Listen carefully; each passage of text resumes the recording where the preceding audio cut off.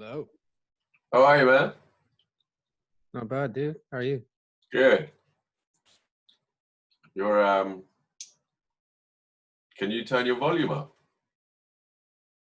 On on my your? microphone? Yeah. Am I really quiet? Hello? Yeah, you're good. Yeah, let me It's so try. long since I've seen your face. Did you miss it? Yeah. Yeah, very much. Let me just close my door because I shout. Uh,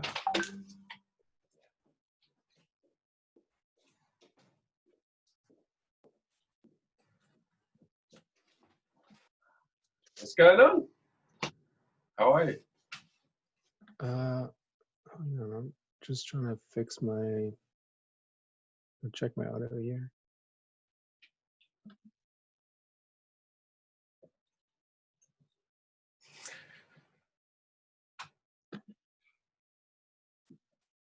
You look like you've gotten hardier. Hardy. Yeah, What do you mean? like more weathered in a good way. Hmm. Have you been working outside a lot? Yeah.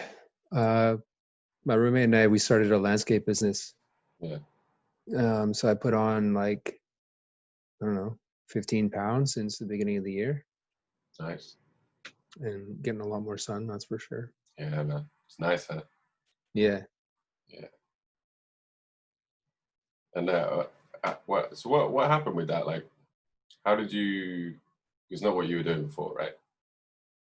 No, I was walking dogs Yeah. and it's kind of crappy because I originally was going to take over this other dog walker's business, and she was giving me all of her clients for free, like a fully formed business, and she was just handing it over to me because her degree was in another field, and she was going to pursue that. So, I spoke to my former employer and to her, and like we negotiated a March 16th as the handover date because that gave enough time for my employer to find a replacement for me, and also it gave her some extra time to earn a little bit extra income. Whereas I could have taken it over like mid-January if I wanted to, Mm. but yeah, we agreed on March 16th, and then that's what happened. I started walking those dogs, but then that was a week that the lockdown happened, so it lasted a week. Yeah. And then all of my clients dropped out except for one. And I just said, yeah, well, it's pointless right now. So stopped doing that. And then uh, within a week and a half or so, I started landscaping with my roommate. Less than a week and a half. Yeah. Like, what made you decide to choose that in particular? Well, I just bought a truck uh, because I crashed my old car stupidly. Uh, and he had been talking about like he has been in the landscape industry for several years now, and so he had been talking about striking out on his own for a long time. He just didn't have the capital or the equipment, Yeah. whereas I did. And then I was out of a job, and I was like, okay, well, why don't we just try this out and do this together? And it's been going really well for the most part. We're working through some logistic issues still, and like organizing and just like arranging the schedule. Like those are big things that we're still figuring out. Yeah. But the actual work is pretty good. Yeah. So it's just you two So far. doing everything, Yep. right? Yeah. And we're taking on jobs that we've never done before or have very little experience doing. And as you know, because I talked to you about it. Yeah. And it's been a lot of fun and also very stressful at times. Yeah. Yeah. Yeah, man. Yeah. Yeah. Not knowing how things will go, like not having like things in place that allow you to deal with whatever comes up can be really stressful, right? And things just going wrong get really stressful. Things that like cause the day to become longer. Mm. It really like, and just working with like machinery as well is really stressful. Yeah. Yeah, Especially in dangerous situations or potentially dangerous situations. Yeah. yeah, And where the consequences can be high, like not just personal injury, but like damage to property, for example. yeah. Yeah. Has that happened? Not so far, thankfully, Huh. but we have, so the big incident that's happened with us recently is that we've like basically people come to us and they're like, I want you to, you know, redesign my lawn. Like I just want my lawn to look good. Mm-hmm. You know, what is the protocol for you guys to like kickstart my lawn so it looks good? And so we'll come up with a plan of action. But the times that we've done that recently, it's been a very big projects, and it hasn't turned out well so far. Like the lawns haven't looked healthy. They look better than they were before, but not what we were hoping that it would be. So we've had to go back and correct some of those mistakes that we made along the way. Um, but like it's not something that can't be corrected. It's just Yeah. uh, it's annoying because it costs us time and more money, and we aren't getting paid as much as we thought we would be. Mhm. Yeah. So what side of things are you handling, like personally?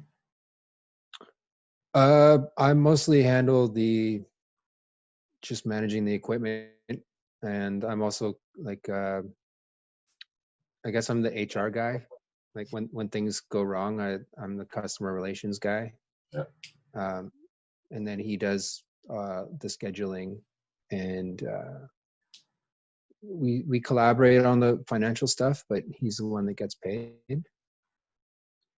Okay. Yeah, like it's my truck, so like I'm in charge of the maintenance, and like most of the gear that we use is actually belongs to my parents. So Okay.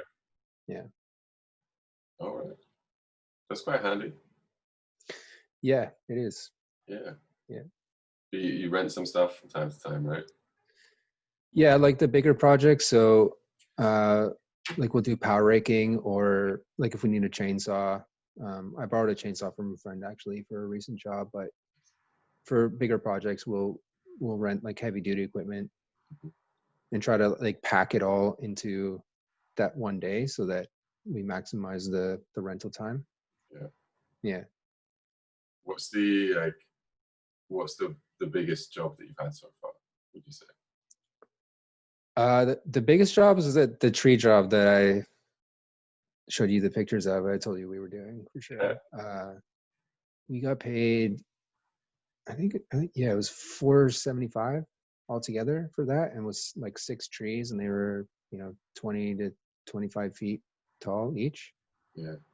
And so we like contacted a tree removal service, and after the fact asked them like, what would you guys charge under these circumstances? A lot more. And yeah, it was like 1,500 to 2 grand or something like that. Yeah, man. Yeah. Yeah. If I get into a job of, if I had to go and remove 6 trees, roughly that size, that would probably be like a good maybe 3/4 of a day of work, and then probably another job tacked on the end. Um, and like our target is around, each team's bringing in like 2,000 a day, so it would be roughly like 1,500 or so Yeah. for a job like that. Yeah. I think That's depends what we found out. depends like the location of them as well, like what's around them, how close they are to buildings, and how complicated the actual removal is going to be. Right. Yeah. And we found out after as well that she wanted us to remove the stumps too. And that was, yeah, not fun. What did you dig them out? Well, one of them, yeah, we had to like saw off the roots by hand because we didn't have a stump grinder. Yeah. Yeah. So That sounds like fun. yeah, it was fun. Yeah. Sure. Yeah. Some grinder makes it so easy. Yeah. Yeah, so nice. Yeah. But like your body, after you use it, your hands are just like. What was it, like a jackhammer? Like Um, does it kind of vibrate your whole body or what? yeah, it vibrates your whole body. Yeah, well, I mean, you're just holding on to it, kind of like a shopping cart in a way that's got like a big wheel with teeth at the bottom. Yeah. Yeah. Yeah. Right. Yeah, and just. You kind of like use your whole body. Yeah, like when I use it, I put my hips against. I have my hands on it, and I put my hips up against it too. Right. But, like to move it from side to side, I'm just like rotating my body rather than anything else. But doing that, like that makes it like vibrate my entire body. It actually feels really nice sometimes.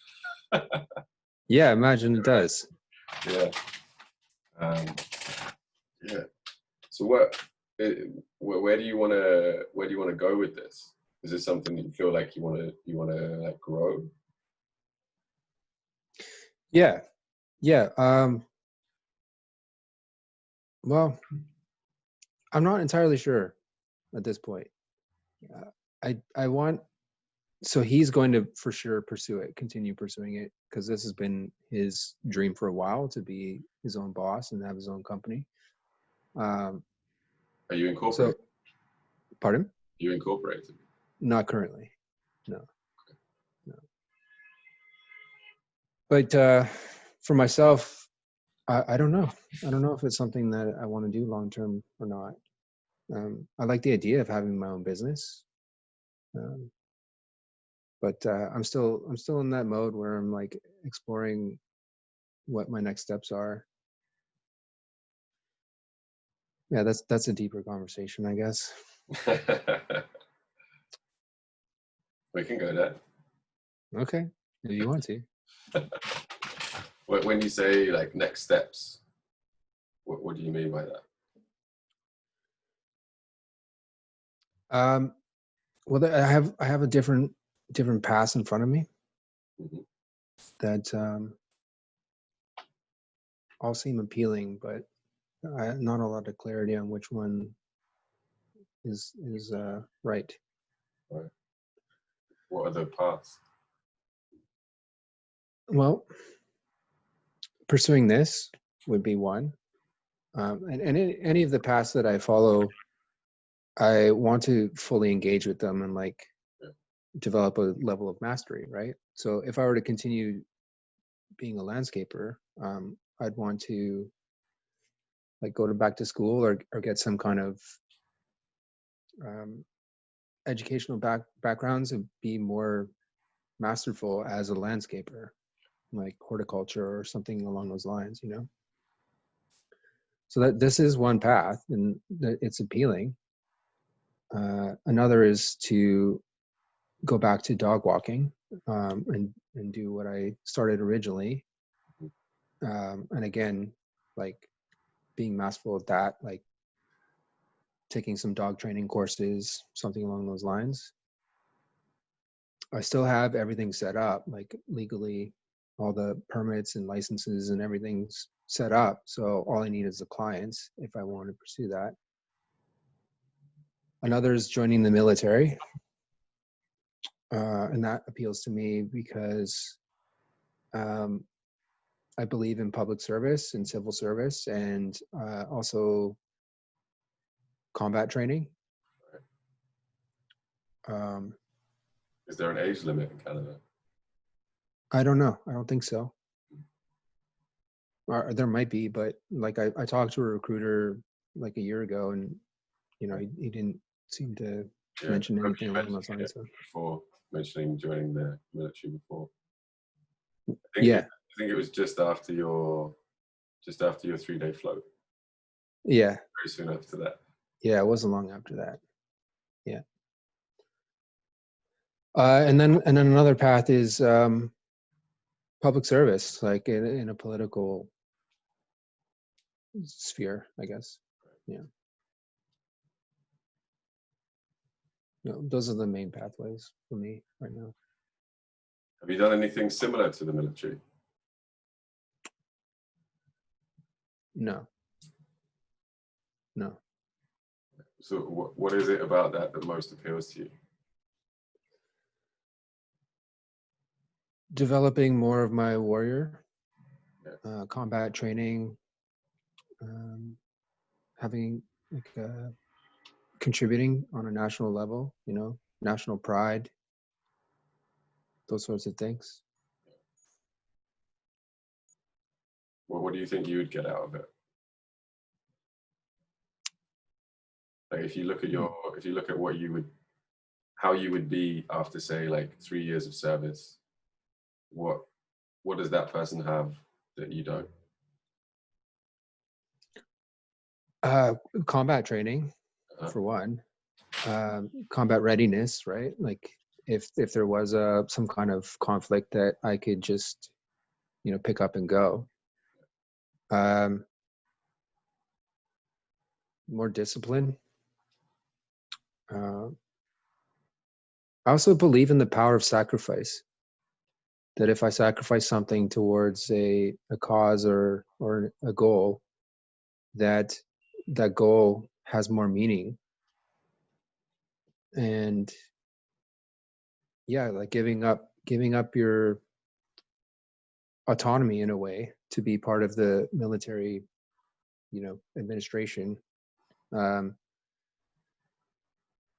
that's a sacrifice, and I think through that it will call to question what national identity and national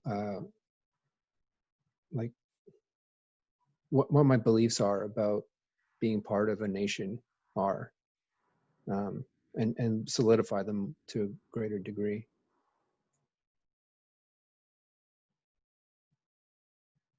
Do you think, how do you think you would feel in like the day to day of the training and then actually giving service? What do you imagine that to be like? I imagine, to the first question, I imagine that it would not feel good, waking up at like 6 a.m. or 5 a.m. or whatever, and doing like going for a run or something, and having to make my bed in a like very pristine way every day. Uh, and then also the lack of autonomy is also, I imagine that would be frustrating, because I can be very headstrong and egotistical, and have my own ideas on things, and also I guess I have an engineer's mind, so I like to deconstruct systems and like find a better way, like more efficient path, and the military is not welcome to that. So that would be frustrating. And I also think that would be a good thing for me to experience that, like to be a soldier and in the like just take orders, and like put my ego aside, because in order for me to be a leader in my own life, I have to also receive it from that side as well. Yeah, I think it'd be grueling, but also I think there would be a camaraderie there with the people who are going through it with me, which would be a good thing. How do you feel, or how did you used to feel on like the actual day to day stuff of dog walking? It was becoming routine. Yeah. Yeah, it was very routine. There was no challenge to it. I wasn't activating my mind. In fact, for I would find that my walks were the time that I had the most time to reflect. And that's, I would often be not present physically, because it was just so routine and I was so comfortable with the hikes that I didn't have to stay focused, and so my mind would tend to wander, and I'd reflect on philosophical things or personal issues or whatever. Uh, and yeah, that was good for, well, I mean, to examine my life and to examine life in general. But in terms of my personal growth, like it was not a good vehicle for that, because there was no challenge there. Um, but one thing that I do miss is the connection that I had with the dogs. Yeah. And I still think about them sometimes. I still miss them. Yeah. That's sweet. Yeah. I genuinely loved, I mean, some of them were just little turds, but I loved all of them, and some of them, you know, were more affectionate than others, and Yeah. I miss that time with them. Yeah. Do you have a dog? I don't. Yeah, currently in our current place, the landlords are allergic. So Oh, yeah, okay. Let's not get one then. no, they're also expensive. So Yeah. I believe in the responsibility of owning a pet, and I'm just not ready for that right now. Mm. How do you feel on the day to day and what you're doing now? Good question. Well, to be honest, I find the idea of maintaining suburban homes absurd. It, it's absurd. It's just a waste of money. I don't see it as practical. Yeah. Um, yeah, just having a lush green lawn, it doesn't matter to me on a like just an existential level. I don't care.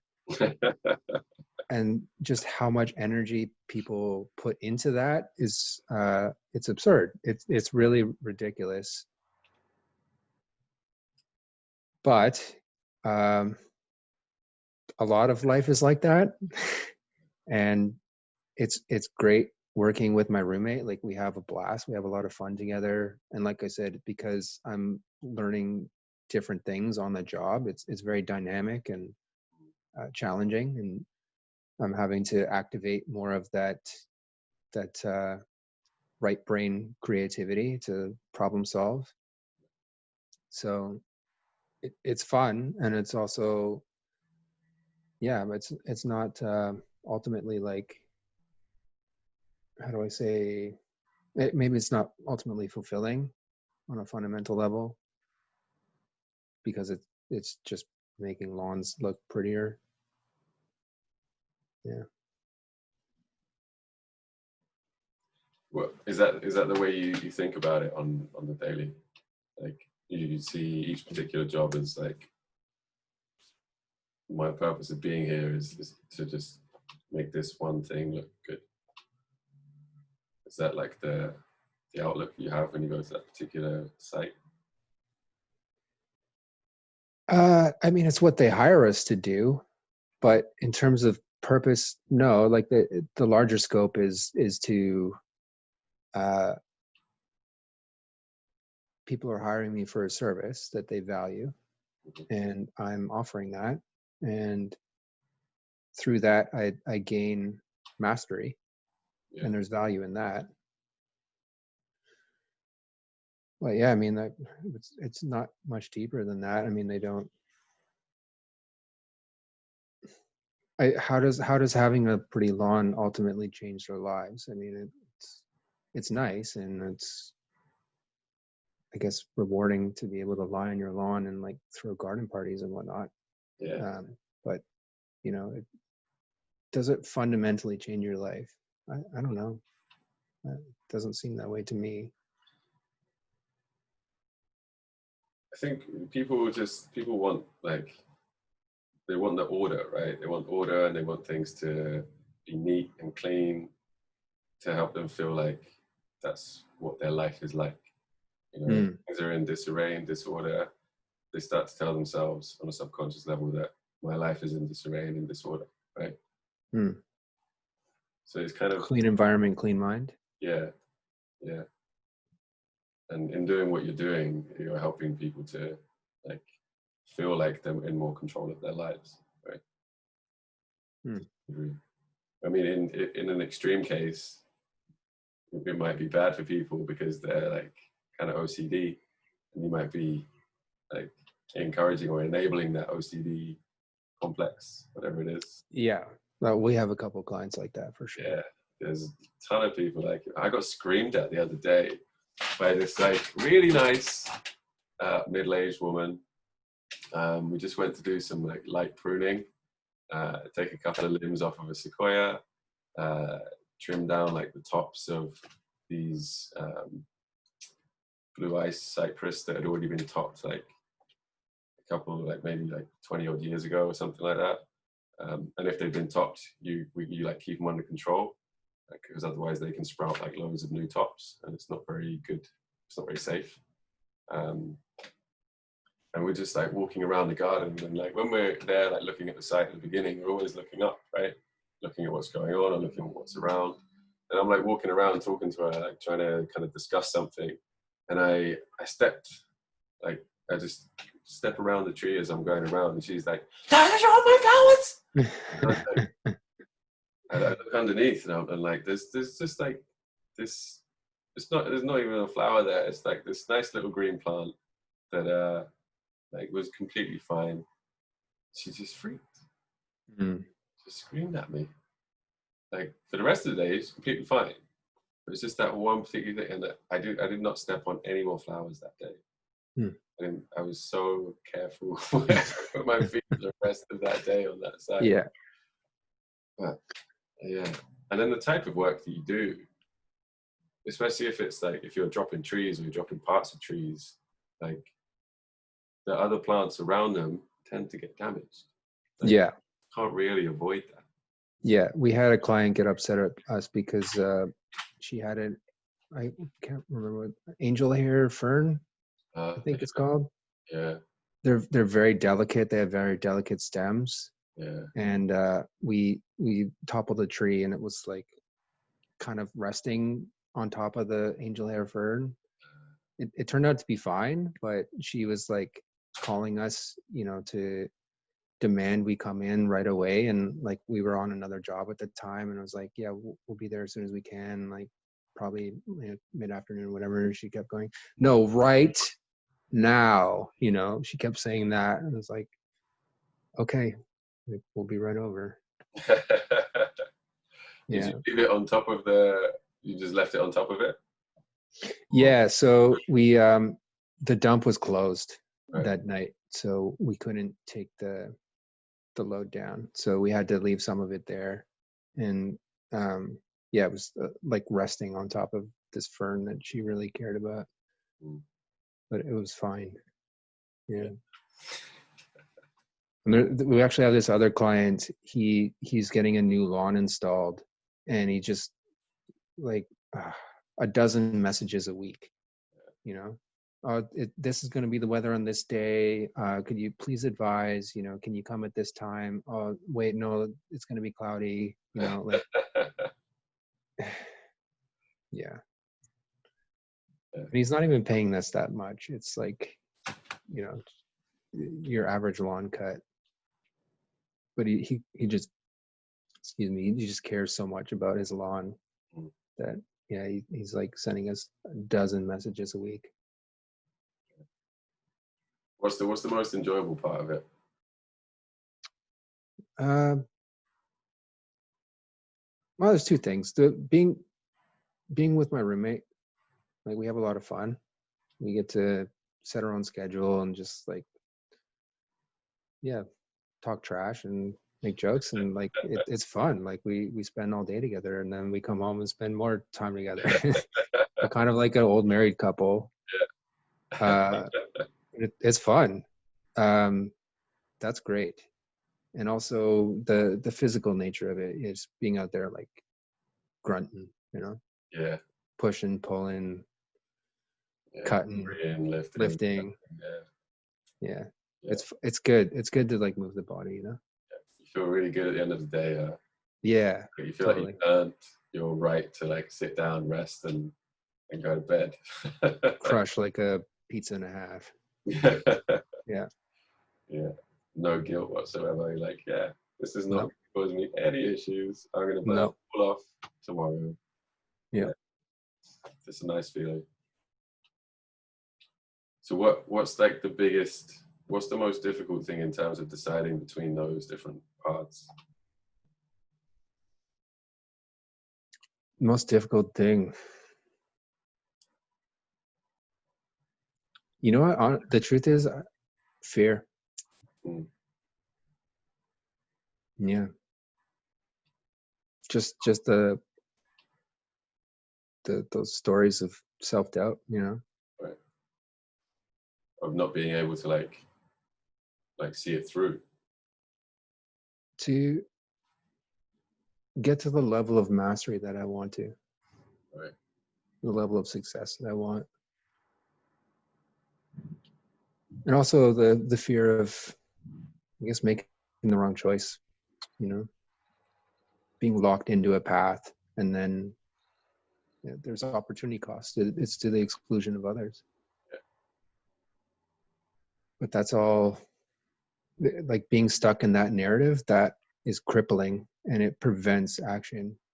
And then you end up choosing a path anyways. It's just Yeah. the worst of all Because because of you, a bunch you of never worry. never bothered trying to begin with. Yeah. Yeah. I mean, I think even if you do choose one and like start doing it, you're still never going to be trapped in it. You can, even if you are like, oh, I've gotten to this level in this, like if I go and start something else now, I have to start from the bottom and start working my way up again. Like, that's fine. Mm. That's really fun to do. Yeah. It gets kind of tedious, right? Starting new things, starting another new thing, starting another new thing. Yeah. But if you never do them, then you're just gonna be like, yeah, I should have done that. Maybe I should have Mm. done that. Yeah. Living in regret. I mean, that's a form of just sustained death, right? Yeah, And I'm learning to identify with that cycle of death and rebirth, and that's exactly what you're talking about. I mean, we try things, and then sometimes we fail and realize that, hey, maybe I need to pivot to something else, and that there's a death and a rebirth in that, and that's life affirming. yeah. That's why I was curious about like what you thought the day to day would be like in the military and what it was like and what it is like now. So I Yeah. think that's one of the like the primary factors in something that you're actually going to continue to enjoy, or like one of the ways that you can measure how good of a choice something would be to actually commit to is not the idea of what that thing is in the future, but like the day to day of it right now is Right. something that like makes you feel like this is fucking great. You know, Mm. if you're feeling that, then like keep fucking doing it because that's what makes you a powerful person, right? That's what makes you feel really energized. It makes you feel like you obviously feel like you're doing something meaningful if you feel that way. Right. Yeah, that's true. Well, I can't know that until I do it. Yeah, yeah, exactly. Mm. Yeah, yeah. Sometimes I don't feel like that. Like there's lots of times when I don't feel like that doing what I'm doing.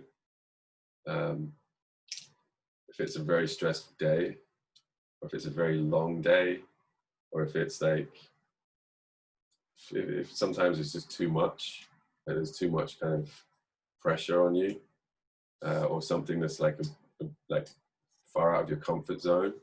It's like, whoa, like, am I really? Is this really what I should be doing right now? Like, should I really be in this situation? Like, that's a scary place to be. Mm.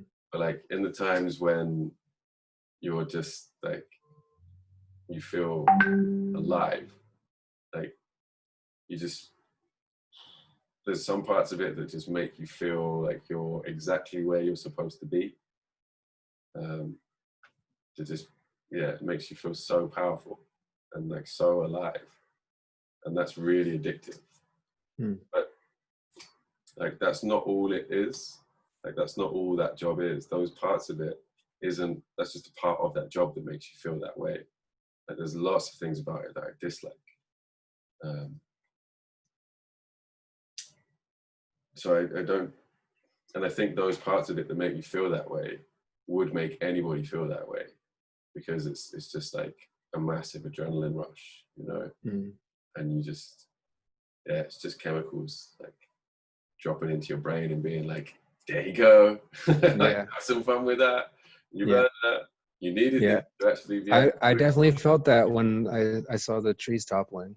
You know, I let out a scream. I was like, "Fuck yeah!" You know, it was good. It was great. You know, especially when you do it in such a way. I mean, we were doing it very sloppily, so maybe it's not as pronounced for you because you're professional. But for us, it was like, because we were doing it so sloppily, and the fact that we did it safely, it was such a big deal. Yeah, right. That was really exciting. Fuck it, we're still alive. Yeah, exactly. We made it. Yeah, great feeling, man. Yeah, like I've been running a crew recently, and been sent to basically lead somebody else in doing that, like those types of things, which have kind of always been something that I've been supervised in, rather than me supervising somebody else doing it. You know, I don't think I'm quite ready for that, but I need to be in this kind of limbo for a bit, to feel confident doing it all on my own. You know, like I know what I'm doing, but I don't want to feel a bit out of place, like having somebody else in that situation who's then my responsibility. You know, his safety is my responsibility. His health is my responsibility, right? And and like obviously the responsibility of the property as well. Like if we cause any damage to anything, that's all on me. Like, when you're a crew like member, it's not really on you. It's on the crew leader, right? And it gives you a little kind of buffer. You feel a bit safer. But when it's on you, it's like just everything's just magnified. Yep. And the stress levels are magnified, and yeah, it's intense. So does it give you a new perspective on the people, the crew leaders that you've had in the past? Yeah. I've always really admired them. Like they're all, well, the ones who are still there now, which are like basically 2 to 3, who have been there. Well, 2 of them have been there before I joined, and they're still leading crews now. They're amazing at what they do, you know, and they're both really good teachers, and they both love what they do. They both love to share that knowledge, and like they're really good at training people to do it. So I've always held them in really high regard for that. I've always been quite aware that there's a lot more pressure on them, a lot more responsibility on them than there was on me in the past, because I was new, you know, and would try to like pull my weight, like enough to get us through the day as much as I could. And now it's like serious. Now it's like I can't just pull my weight, like I've got to pull more people's weight. Which is, it makes you feel more kind of more trusted, you know. It makes you feel more valuable. Makes you feel like you have like more to give to that company, to what you do, and you're slowly like teaching somebody else what you do, little by little, as much as you can, given the situation. Sometimes you just have to be like, you're just cleaning up. Like, you can't touch any of this, and I don't have time to like walk you through it. Like, we just have to get this done. Yeah, you're too much of a screw up. Just sit over there and don't touch anything. Yeah, but like even if the people are competent people, there's sometimes just not enough time to like Yeah. walk people through stuff, because there's so much pressure put on each crew. Like I do feel like we do too much work. Hmm. There are some offices that do a lot less in a day. Obviously, those offices make less money, and therefore those people who are working make less money because they're not working as long. But I imagine they feel better physically because of it. You know, less fatigue, Right. probably, and then due to that, less fatigue, less stress, and therefore like less incidences of damage or injury. You know, I think it pays off in that sense. Whereas the level of the expectation put on us is it's definitely related to how much, like, the rates of damage and injury that we have in our office. Hmm. How prevalent is that? How often do people get injured or damage property? Damages pretty frequently. Hmm. um, yeah, there always seems to be something, like maybe every week there's something, you know, fence that gets broken, a gutter that gets hit by a branch, or Hmm.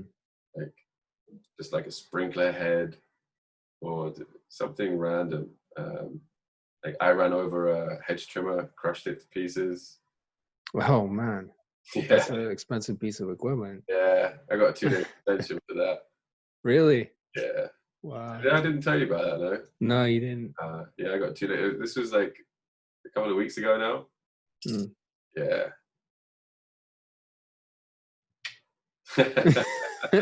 It was nice to have 2 days off though, but like that Yeah. week I ended up only actually working 2 days because it was a stat holiday, and I got the 2 day suspension. So it was really nice to have such a long break. Hmm. Yeah, and you still get paid for the stat, right? So it's quite nice to have that much time off and to have that time to like rest, recuperate. When I went back to work after that, I had so much more energy, man. Yeah. So much more, and felt so much more focused. So what I'm trying to figure out with my manager, with my office now, is to go down to a 4-day week, and have Wednesdays off, basically, which I think will make me a much more valuable employee. I might be working less, but I'll be a lot better, a lot more More efficient efficient. than I am there. Less damages, less injuries, more like efficient production, um, and it will also give me time to work on other things that I want to work on. Right. And financially, like 1 day less a week isn't going to make that much difference, and that I can use that time to invest towards the other things that I do more than I can do on a particular weekend, because it's that constant, like, you know, you're working for 5 days straight, right? And like the stress kind of builds up over the week. The weekend comes and it's like, we get to play and like blow off steam. I feel like if it was more like measured, then there'd be more of a, or less of like blowout of steam, you know, less of a need for that. Yeah. Yeah, totally. Yeah. Especially if these other projects you're working on are more like intellectual or Yeah. something closer to the heart. Mm-hmm. Yeah, there's a balancing there as opposed to just going hard with the body all the time. Yeah. Yeah, I don't know. My body can't take that much of it, man. Like even on like the first climb on a Monday, like even after a whole weekend of rest, like the first 15 minutes of it, I'll be like, like my hands want to like just drop, my wrists, my forearms, my Yeah, elbows. I'm yeah, like, and then you kind of like warm up and you're like, it's fine, I get on. And then you climb like 6 more that day. But then like the next morning you're like, and then you get used to it and carry on. But yeah, it must be causing so much damage. yeah. It has to be. It's the same in landscaping. Like there's really no old landscapers, that do like digging ditches and stuff. Like Yeah, man. human body isn't meant to be doing that until like they're 40, 50 years old. Yeah. Have you, when was the last time you floated? Recently, actually, I think it was Friday. Okay, Yeah. nice. How did it go? Actually, no, it's Thursday. It was good. Yeah, it was good. What happened? Well, I was going through an emotional turmoil at that point. Just caught up in feeding the hungry ghosts, I guess. And the pull of vices was feeling very strong at that point. And so I used floating to break that circuitry. Right. And it helped. I had a bit of a release. Yeah. To be honest, I've cried more in the tanks than I have anywhere else in like the last 10 years combined. Yeah. Wow. Yeah. That's pretty, that's quite substantial. Yeah. Yeah. Is it crying for different reasons? Yeah. Uh, Sometimes it's just a release, it's just like tension that builds up. And then I realize that I'm like really frustrated or sad or need to let something out. And other times it's joyful. It's like I'm really connected to love and compassion and joy, and there's like a profound happiness in that. Um, and then other times it's like I'm just having a really difficult experience in the moment. Yeah.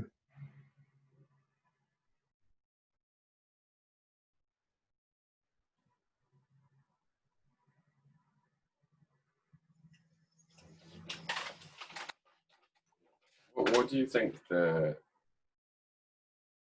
do you think the most important thing about floating is?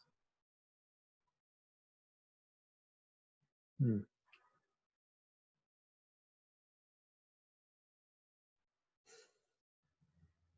It helps me connect to the truth of myself.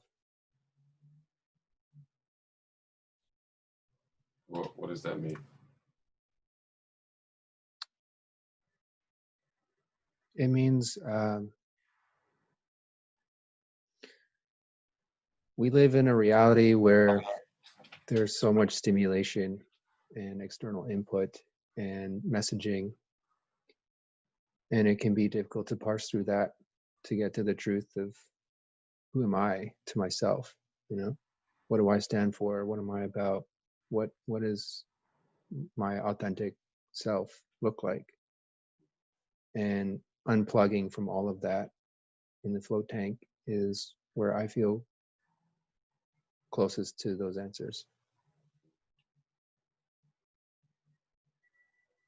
And the closest to God, the universe, whatever you want to call it.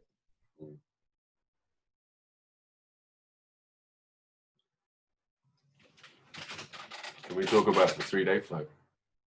Okay. Okay. What was it that like brought that on? What made you want to do that?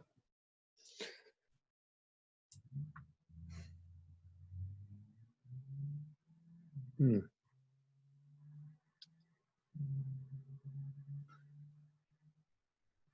Well, it's along those same lines. Um, I had been hearing from people that are close to me about the value of a vision quest, and yeah, like abstaining from the world for a length of time to really discover yourself, or just get a better picture of what it is that is important to you and what you want out of life. And I figured, why not try it in a float tank? Because I had been floating for a couple of years at that point, and I'd already been using that as a vehicle for that purpose. So it seemed like the perfect fit. And I was also excited by the challenge of it, of just staying in a float tank for 3 days, and the commitment and discipline and sacrifice of pursuing that. And in retrospect, uh, I'm also aware that in my own mind, like through my own ego, I seek externally for the answers. You know, for if I just go through this experience, if I meet this person or do this thing or take this pill or whatever it might be, that things will be different for me. That the nihilism will go away. And so that's why I did it. Yeah, it was to gain clarity and have a sense of meaning and purpose. And that was a fool's errand. Why is it a fool's errand? Because that ultimately comes down to mindset and a choice. And I wasn't ready to make that choice at that point in time. What's the choice? To stop fighting myself, I guess. To buy in. I have moral judgments about my own ego, and being selfish, I guess, pursuing my own interests in the world, uh, having ambition, um, just elevating myself, or like achieving greatness. You know, all sorts of questions come up related to that. You know, why do I deserve to do that? Who am I? You know, what makes me better than others? That kind of thing. And so my response to that has been to abstain, to not play the game, to I guess divorce myself from that basic human experience, that to transcend, you know, to live above. To live above those, like, to live above those desires. Yeah. To not like allow them to guide your behavior. Yeah. Is that the way that you want to be?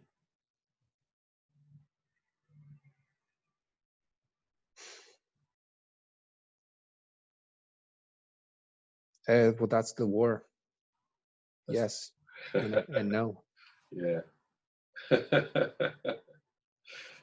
Yeah, that's the war. Yeah. So you want to achieve greatness, but you also want to live above the need to achieve greatness. Uh-huh. Yeah. You want anything else? Ice cream would be great. Yeah, ice cream. We can get you some ice Yeah. cream. Well, yeah, I idealized like that spiritual path, right? enlightened one who pursues spiritual mastery and like breaks the wheel and is not a slave to the human impulses. Yeah. Do you think it's possible to do both? Do you think it's possible to achieve greatness and still live above the necessity to achieve greatness? Like the craving to achieve greatness. I sure fucking hope so. I think it's possible because I think that's the kind of situation you have to be in to achieve greatness. Mm. Like to live above the need to achieve greatness is the only way I think that we can do that. Because then you're not either avoiding or craving that particular success, right? Mm. And then if you do like trip, fall, like fail in something that you're pursuing, it doesn't give it extra, it doesn't magnify the effect on you, right? Right. If you have that avoidance and craving, like ambivalency always going on, whenever something does happen, it just like magnifies the effect of it on you, right? How do you do that? I don't know, because I can't separate the need from the action. Right. Like if you don't need to achieve greatness, why do you want to achieve it to begin with? Maybe as a byproduct. Maybe as a byproduct of whatever the greater purpose of the thing that you're doing is. If the thing that you're doing is making somebody's life better or making the world better in some way, then that's a worthwhile thing to do, right? Mm. And if you're very good at doing that, whatever that thing is, then you will eventually achieve greatness. But you haven't done it for that purpose. You've done it for the purpose of wanting to make this place or these people feel better, look better, and be better, be more efficient, be healthier. Mm.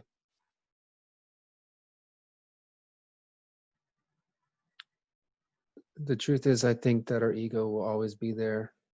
It can't be killed. Yeah. And yeah, as long as we use it to our advantage, right? In the way that you're talking about, because it can be applied in many different ways, and a lot of those ways could be destructive or completely self-absorbed. Mm. But if it's applied in the manner that you're talking about, then wouldn't that be the ideal reality for all of us? Yeah. Yeah, somebody who's wielding their ego rather than having their ego wield them Right. is definitely a more ideal situation. Yeah. So I'm coming around to the idea of being not a slave, but in a way like beholden to my ego, right? Right. And that those desires and impulses that's part of my fate, my journey on this planet, and that um, my ideal path is to pursue them while also simultaneously observing them. Mhm. Yeah. How do And you observe them?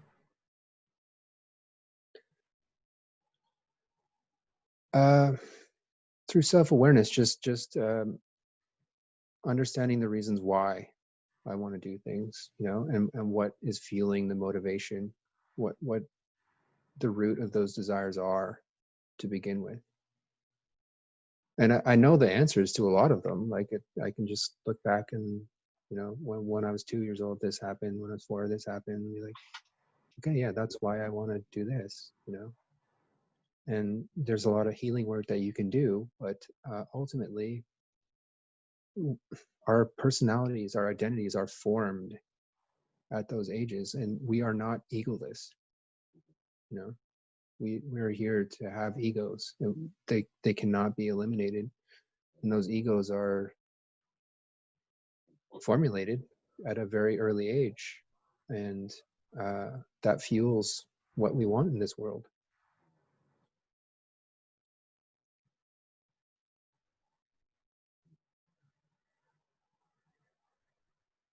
So how do you consciously and like ethically feed your ego?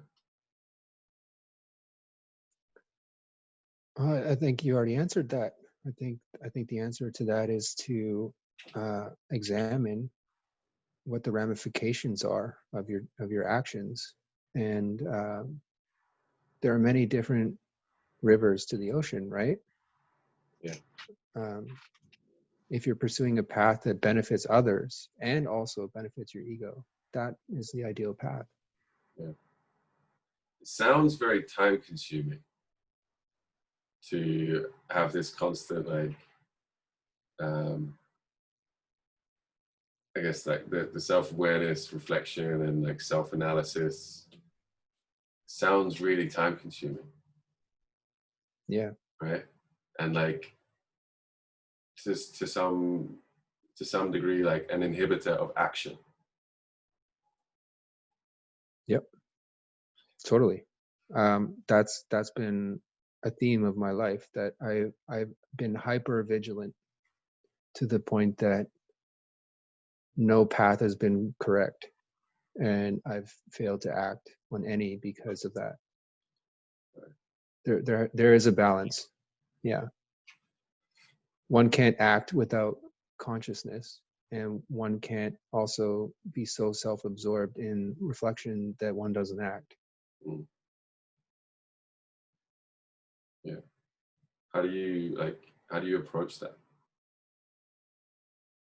The acting, Yeah, like mediating those two things. I mean, I'm still learning, man. I'm Yeah. still experiencing that as I go. Um,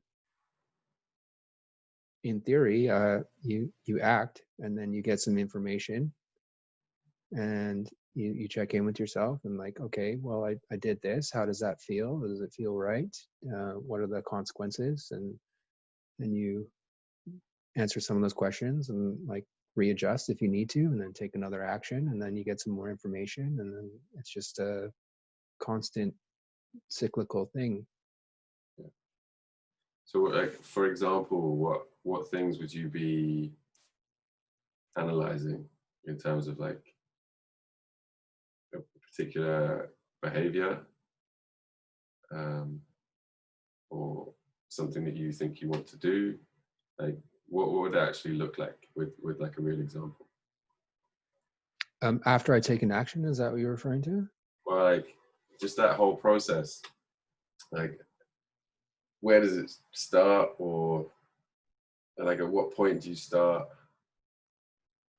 I don't know, like if there's something that you want to do in the future, Yeah. do you then sit and like contemplate all of the possibilities and like consequences of doing that thing on yourself and on the rest of the world? Or like do you just do something that you think you want to do and then look back on it and look at what the consequences actually were of that thing, and whether they and kind of rate it to say whether it was a good decision or not, and Right. or if you want to repeat it or, Right. The truth is both. Yeah. That's the messy part. It's going to be messy, and I don't know about your case. In my case, I have a very rational mind, and I do like to analyze things and put things into like compartments and categories, and like yes or no, and is this right? Is that wrong? And I get lost in that. yeah. And so you can look at the bigger picture and be like, yeah, okay, so I want to pursue this path, and like go 20, 30, 40 steps down the line and be like, is this ultimately the effect that I want to have on the world? But the truth is that I won't know that until after I've already started pursuing the path and started learning from the experience. And the idea I have of it is going to change over time anyway. Yeah. So that, to me, that is like my biggest struggle is like keeping that overactive analyzer in check, and more being more willing to be messy and make mistakes, be human.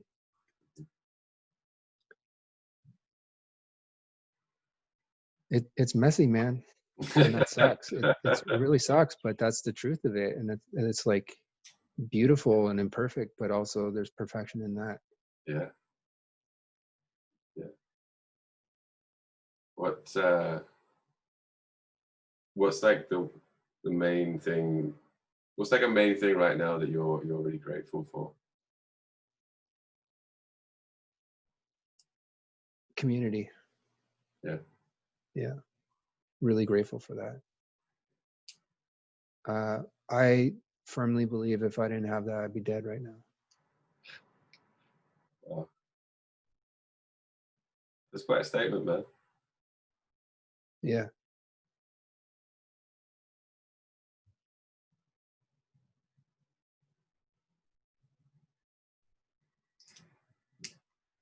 And what do you think is something? Well, what is that community, or what effect does community have on you?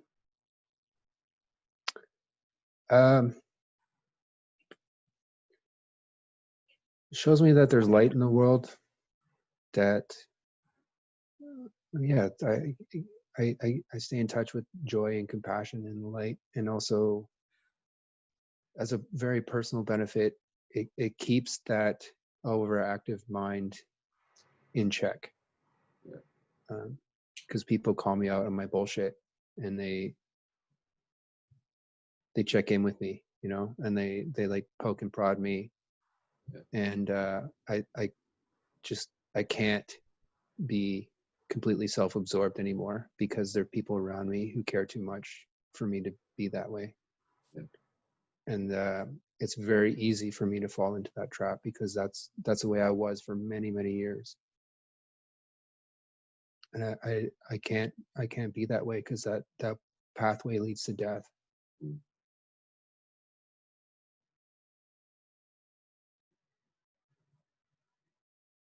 What would you say is like the main thing that you think you need right now?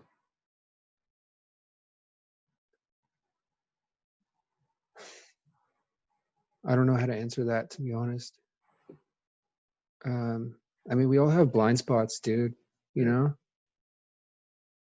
And like I said, that hyper vigilant part of me that is always questioning and moralizing, and trying to figure out what's right and what's wrong and parse through that.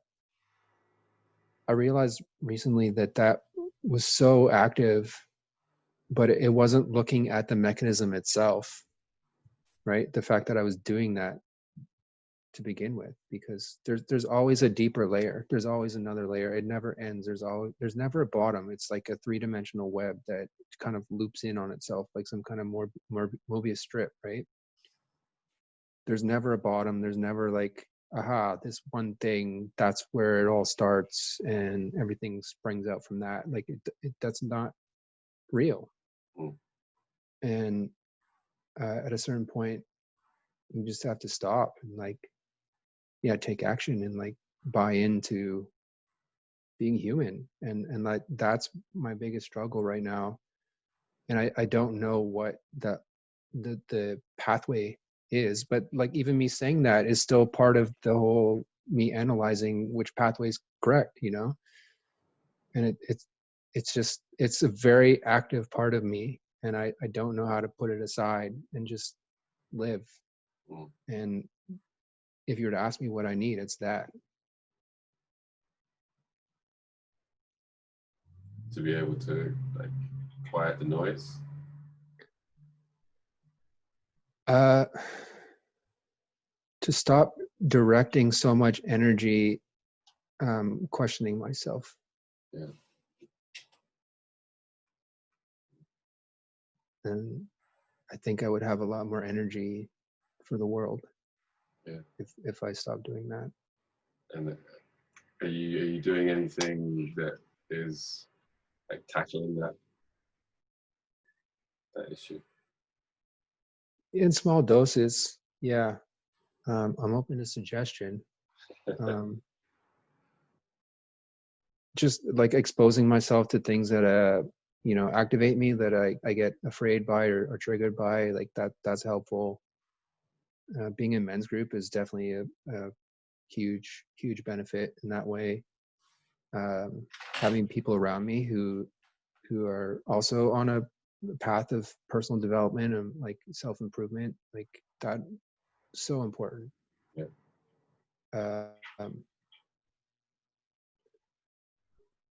Yeah, I feel lately I've been feeling like, in my mind for a very long time, it's been very clear that there's an ideal version of myself, and that version requires sacrifice. And I think a big part of the equation is just making the decision to walk the path and putting aside everything that is not on that path. I brought this to friends of mine recently, and one piece of feedback that I got, a friend of mine referred to Chris Hadfield, the astronaut. He wrote in his book that I'm just paraphrasing here, but when he decided that he wanted to be an astronaut, every decision from that point on in his life, he would ask himself, is this bringing me closer or further away from being an astronaut? And that's how he lived his life. Yeah. And like having that singular pursuit and like making that level of commitment and sacrifice, that, I don't know, that there's just something so appealing and like romantic in me about that it like really, yeah, it lights me up. And it's also terrifying because commitment. Yeah. And like on some level, I mean, I want that as well, but I also have like boyish desires too, like to live a hedonistic life and just live a life of comfort and, leave me alone. I just want to sit at home and watch Netflix or whatever, right? Yeah. But either way, you're making a sacrifice. Yeah. It's just the one where you're watching Netflix is slower, much slower, and the payoff doesn't come until much later in life. The recourse, I mean, like the penalty. You wake up when you're 50 and you're like, oh shit, I regret not going for it when I was 25, We're not 25 anymore. No, I'm not. No. Yeah, but like we're still in our prime. Like we're always in our prime. Now, like, fuck, I don't feel any different from when I was like, I feel so much better than when I was 21. I feel like I can handle a lot more physically, emotionally. I deal with things in a much better way now than I probably ever have, and hopefully that's just going to get better. So you can take on more shit. Yeah. Yeah. Yeah, I believe that. Yeah, I'm definitely a stronger person than I was when I was in my early 20s. That's for sure. Yeah. So there was a point last week, or over last weekend. Obviously, like now everything's opened up again, and like you can go out and enjoy bars, restaurants, and socialize. Like I went pretty heavy over the weekend, and on Monday ended up having like a really long day at work. I didn't really get much sleep like during the night, and like I had a really heavy day being the only person who could climb on the job, and like basically doing all of the pruning and then having to help with clean up and everything afterwards. Like it was just like too much, and I had no food with me that day because I hadn't like done any meal prep or anything like that. And this was all the way down in Delta, so there's nowhere to go around the area to get any food or anything, you know. And like I was just, and driving back from Delta, I was like nearly falling asleep on the highway in like a 5-ton truck. Oh man. You know, just like, oh man, like I really need to stay awake. My eyes just want to close. You know, obviously really low blood sugar levels. I'd had water all day, but like that's it, just water. Yeah. Because I didn't really have time in the morning to have any breakfast either. Like I had to get up and rush out. So I was just like, this is fucking crazy. Like I don't want to get back into that. I don't want to fall in. I could fall into that so easily, and like that's dangerous. Like not just for my like long term, like who I'd be in like 10 years. Dangerous for my like health and safety right now, you know? And like my quality of life right now. It puts that in jeopardy. So it's just like, and potentially others as well. Yeah, 100%. And I couldn't go to the meeting that night because I was just fucking shattered. You know, I just needed to go home, eat, and sleep. And if I'd have gone to the meeting, I wouldn't have been able to eat before I went, and then I would have had to sleep late, you know, and wake up really early to start it all again, and just kind of repeat that thing of not spending the time, not investing the time in preparing myself. Right. So I was just like, no, I'm going to take a break from it this week and just use like the 2 hours I have right now to get myself ready for the next few days. And I'm going to be asleep by 8 o'clock. So, and for the rest of this week, I've been in bed and asleep at like 8:30 the latest, you know. I put up like a habit tracker on my whiteboard. There's a whole list of things on there that I'm like, not like having to do every day, but there's the kinds of things I want to do, and just having them there, just like in any kind of moment of like, I don't know what to do right now. I just look at a board and I'm like, all right, let's go and tick that one off, you know, and just go and get something done. Whether it's like food prep or like doing some housework or doing laundry, doing some like plant care, like just watering my plants in my room and stuff. Doing a little bit of exercise, some reflection, doing some like breathing exercises, or just like sauna and cold shower, stuff like that. Just like, yeah, just go and fucking do it, you know. And it's very masculine of you. Yeah, and like, so I've been asleep at 8, 8:30, and I've been waking up like naturally before my alarm at 4. Like I've been waking up at like 3:30, 4 o'clock, just like I've got like 3 hours before I need to be at work. Like this is great. And I get so much done in that time. Well, this week anyway, I've gotten so much done in that time, and like tick off like half of the things on that list before I even go to work. And I've never had as much energy as I've had this week at work. You know, it's been great. I've been drinking this weekend. Not today. I haven't been drinking today. But you drinking on this call? No. I'm not drinking at home. Like I don't want to do that. Yeah. Yeah. So you can clearly see like there's one day this weekend where like nothing got ticked off, and like you can like interpret what I've been doing in that time. Just going up, like, frolicking, and like fuck it, I get one day to just go and do whatever I want to do, and like that's all right. That's fine to do.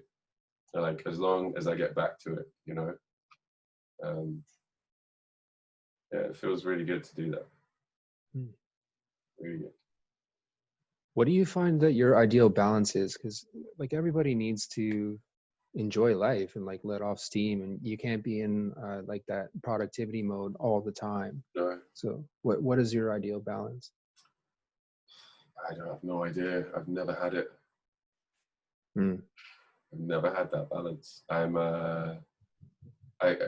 Everything that I've done in my life has either been like full on or not at all. No. And like I will throw everything else aside for that one thing. when I was a kid and I got into like video games, I got into like online games. I would leave school to go home and play games. You know, my mum would drop me off at school. I'd walk back home and start playing a game, go online, play a game, like for a whole week, you know, and then do it all weekend too. It's either like all or nothing. Like I wouldn't wash for a few days because like I'm like, this is all I'm doing right now. Like, it's the same thing. Yeah. It's like if I'm like into the gym, I'll be in there like 5-6 days a week, you know, just going hard and not thinking about anything else. If I get into a particular like activity that I like, everything else just kind of falls by the wayside. You know? So that's definitely something I've had to like deal with. I find it very difficult to have those balances of things, to like have an interest in this and not like become consumed by it. Right. And like have lots of different varied interests all at the same time you kind of slowly chip away at. I find that very difficult to do. It's like I want everything now. So I just get into that thing and start mining, you know. So yeah, I don't know what to do about balance. Like I feel like the things that I'm trying to incorporate into my life at the moment are approaching that in terms of like using this habit tracker. Right. That helps me to do that. It helps me to like ensure that I'm taking care of other things that are like secondary, but like supplementary to everything that I do, or like to the main kind of basically my work. Like the work that I'm doing at the moment is the main thing that I'm doing. That's the thing I spend the most time doing, right? Right.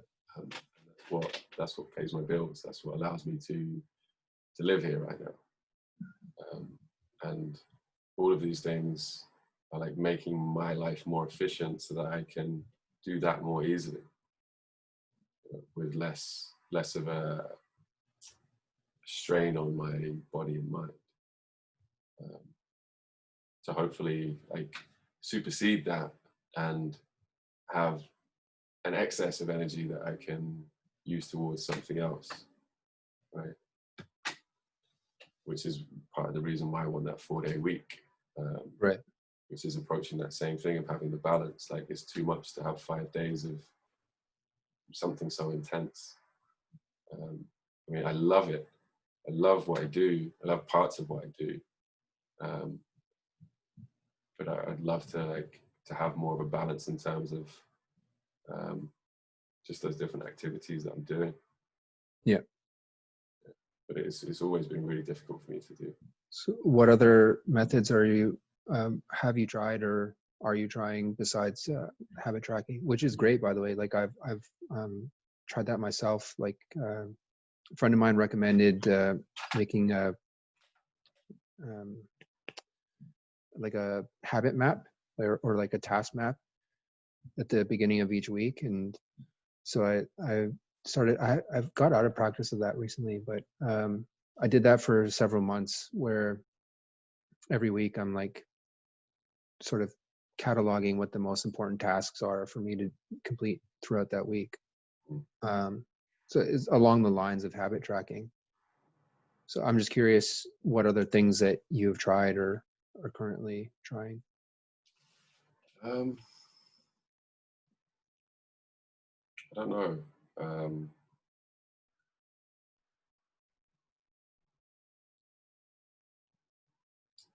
Bouncing ideas off people,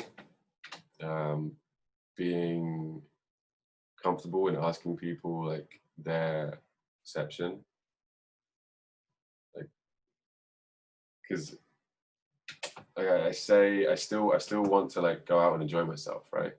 Of course. And the idea is that like from using this tracker that I'm using to live in a way that's more healthful, basically, that is more that gives me more rest and allows me to take more care of myself and generally take care of like my space and the other things that are here, will allow me to feel more at ease in being here and not have such a necessity to go and like have a big blow off steam. But then when I do go and do that, like, I could very easily just slip into like the old habit of what I would usually do when I go out and just go like full bore, go hardcore in whatever I want to do. So having people there in that moment to be like, so in your, and like I asked my friend yesterday, I was like, so do you feel like we've been out like before COVID, during COVID, and now? And I'm like, do you see me as better behaved than I was in the past? You know, because I feel like I am, but like I want other people's opinion on it too, and I want them to be honest with me. You know? Right. Reality checking. Yeah, yeah. Because I don't know for sure. I feel it, but I don't know if, like, I've been drinking too. I know right now, but I've been drinking in that moment. So like, I could just be tricking myself. You know what I mean? Convincing myself that, oh, it's fine, it's okay. Like, you can even have another one if you want, bro. Right. So you just have to be, you need good people around you, man, to really just check on you know? Not to check on you, but to check you. Like, this is, like, you're starting to do something now that you said you're not going to do. Like, it doesn't really match up. Yeah, totally. That's good. Yeah, we don't exist in a vacuum. Yeah. Our consequences, our actions have consequences on others as well who are around us. Yeah. So, for sure. That's been a big lesson for me, is realizing that willpower is not enough, that I can't do what I want to do on my own, that I need people around me. And there's an activity in that, like a proactive nature of that, right? Like you kind of vet the people that you want. Yeah. And that's part and parcel of being human, right? Like you want to associate with people who have certain values and that you want to create in the world for yourself. So Yeah. that's a huge part of it too.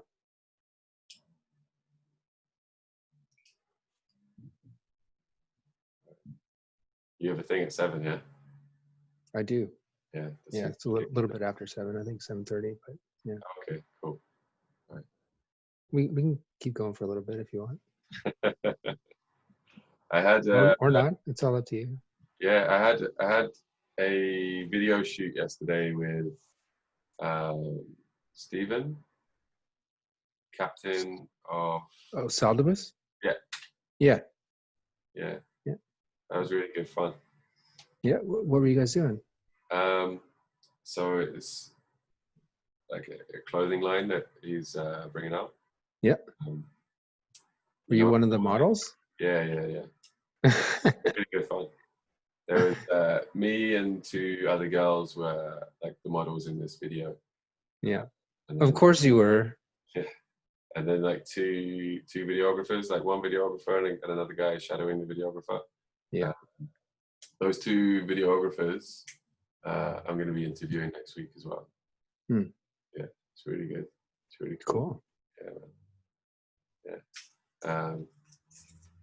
Yeah, he's an interesting guy, Stephen. Stephen? Yeah. Yeah. Yeah, he is. Well, I mentioned briefly about like, he took us for lunch afterwards, the group of us, and somehow we were talking about like fraternities and sororities and stuff, and I mentioned that like it's kind of what I want to live in right now. Like I want to live in this. I want to create like a fraternity, but a fraternity for like positive change in people's lives and the people within that fraternity, right? So like a small group of people living in the same house with that particular intention. And he's like, oh, I already do. Like he lives with a small group of people like who do that. Yeah. Like that's fucking awesome, man. That must be so beneficial to all of their lives, you know, and it leaks out from there. Like everybody that you come into contact with that you can like share those experiences with, it's just like, wow. Like, that's an amazing thing. Yeah, it sends ripples out. Yeah. So I'm still looking for a place at the moment with two of the guys I'm planning to move in with. Yeah, especially after speaking to him for a little bit, to Stephen, I was like, maybe we should go bigger. Like, because 3 people, like, it's gonna be good. It's gonna be a nice place, and it's definitely gonna be that type of house. But like, it's not really a fraternity. No. That's not like the idea I have in my mind. This is much more small scale. Like, I want like 8, maybe 8 people in like a fucking mansion. It's just like paying less. That's where he lives, like in a mansion in deep in North Van. Yeah. Like, I know both the guys he lives with too, and yeah, that's what they do. It's like just bounce ideas off each other and how to, like, you know, new business projects or whatever it is. Yeah, it's amazing. I kind of do that with my roommate. I mean, it's just the 2 of us, but for sure, like that would be a great idea, man. Yeah. I think that would be really good for you. And for something like for approaching all of these different things, like needing more balance in your life, or needing like to be checked on of whether you're continuing to do what you said you were going to do, or like whether you're sticking to a decision that you've made, or like just seeing it through. You know, it's so much easier. Wow, the idea seems so much more achievable when you're surrounded by a group of people who are like not just saying like, "Oh, are you still doing that thing?" Like, you know, people who are like, Yeah. So what's going on? Like, what's working with it, and like what's going wrong? Like, fucking sort it out. Yeah. And they because they do that because they want the same thing for themselves. They want you to give that to them because they're so passionate about their own goals and an agenda. Yeah. And you know, they care about you too, right? Yeah, that's where I want to live, man. That's a great idea. Yeah. On that note, we'll wrap it up. Okay. All right, man. Thank you for doing this. Yeah, no problem. And I want to see your face in real life very soon. Okay, you got it. Yeah. What are you gonna do with these? They're on YouTube. All of them. Oh. Yeah. Cool. You're gonna be on Hi, YouTube. Hey. I was playing the part of YouTube. Yeah. Oh, okay. All right, man. I'll speak to you soon. Yeah. Take it easy. Peace. Have a good night.